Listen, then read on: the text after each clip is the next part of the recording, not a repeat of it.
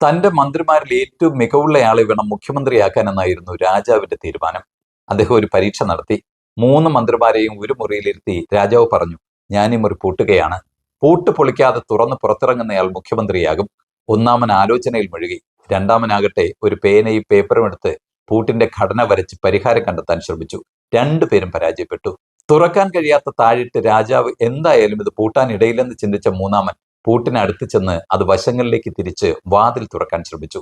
വാതിൽ അനായാസം തുറക്കുകയും അയാൾ പുറത്തിറങ്ങുകയും ചെയ്തു.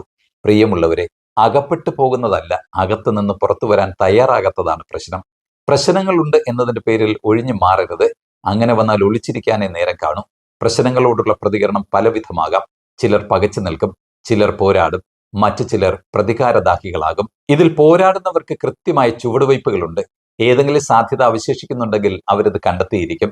തങ്ങളുടേതല്ലാത്ത കാരണങ്ങളുടെ പേരിൽ മാത്രമേ അവർ കീഴടങ്ങൂ. അകപ്പെട്ടു പോയ സാഹചര്യങ്ങളിലെല്ലാം അതിന് കാരണക്കാരായവരെ തേടി പ്രതികാരം ചെയ്യാൻ കാത്തിരിക്കുന്നവർക്ക് ആയുസ് നഷ്ടമാവുകയുള്ളൂ.